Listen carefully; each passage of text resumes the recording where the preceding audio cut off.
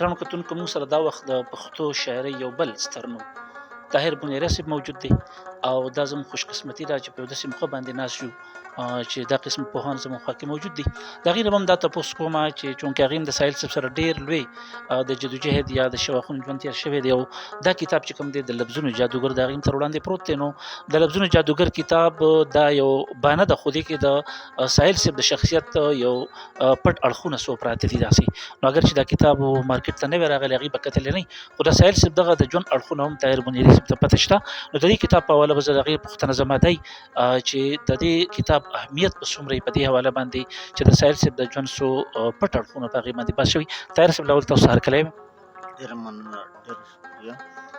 زما خو تاثر و هغه څه سیماب صاحب وي، څه ساحل صاحب وي او څه حیات سواتي وي. خو په هر حال زما دپاره د فخر خبره دا ده چې ساحل صاحب زمونږ مشر دی، بلکې داسې دی لکه زما دپاره لکه دیوتا چې د سړي داسې یو حیثیت زمونږ دپاره لري او داسې د نورو ډېرو خلکو دپاره. او بله دا چې حیات سواتی هم زمونږ د کراچۍ د دور ملګری دی. نو څنګه چې دا سیماب صاحب وي دا به مونږ ته هم په را روان دور کې دا یو کریډیټ وي چې یاره دا د دې ملګري وو، د دې دوستان وو، دا کار یې کړی. نو ډېر لوی کار یې کړی دی. او بیا دا چې دا یو ابتدا ده په ساحل صاحب باندې، د دې نه یو دغه دا هم څرګندېږي چې مونږ په خپل موجود دور کې زموږ سره دومره لوی اتل یا دومره لوی په قامي حواله باندې. زه خو هم چې ما د خوشحال بابا کلام دی چې هغه سړي ته ژوند بخښي، او یا د ساحل صاحب کلام دی. نور چې مونږ څومره ګورو په هغې کې فریاد او قصې مسې د هر چا احترام او دغه په خپل ځای. د ساحل صاحب چې کوم اسلوب دی، د هغه چې کوم سټایل دی، د هغه چې کوم قامي چې کومې ارزوګانې دي، ارمانونه دي، او زمونږ چې کومې قامي ستونزې دي هغې ته چې د هغه کوم نظر دی او په کومه روانه پیرایه کې په اسانه ولسي رنګ کې چې هغه یې څنګه بیانوي، نو داسې قدرت بل څوک نشي لرلی.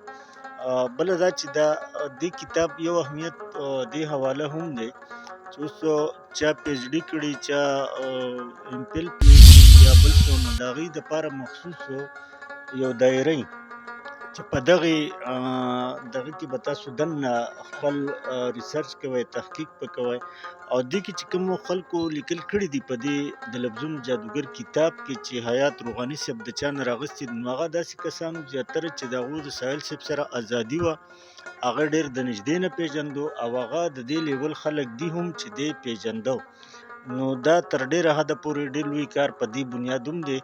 او حیات سواتی صاحب هم زموږ سره خبره وختي کوله چې زه په دې کې مزید هم د دویم ایډیشن کې چې څه مضمونونه پاتې شوي دي، نو زه غواړم چې هغه پکې چاپ کړم. بله دا چې ډېر خلک داسې دي چې د هغوی دا یقین نه و چې ګنې حیات سواتی به دا کتاب چاپ کړي.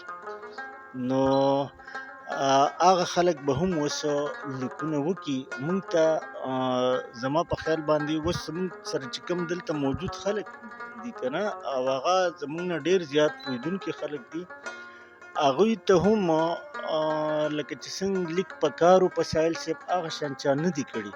نو حیات سواتی صاحب دا یو کار وکړو، دا یو ردی کېښود، دا یو بنیاد یې کېښودو چې خلک به اوس په ساحل صاحب باندې نور هم لیکل وکړي. په ساحل صاحب ډېر لیکل شوي دي، دا خو دې هغو هم وی هغه ځای په ځای پراته وو، نو دا را یو ځای شو که نه. نو دا سلسله ډېره زبردسته ده، ډېره بختوره ده. زه خو د خپل طرف نه ورته ډېر داد ورکوم.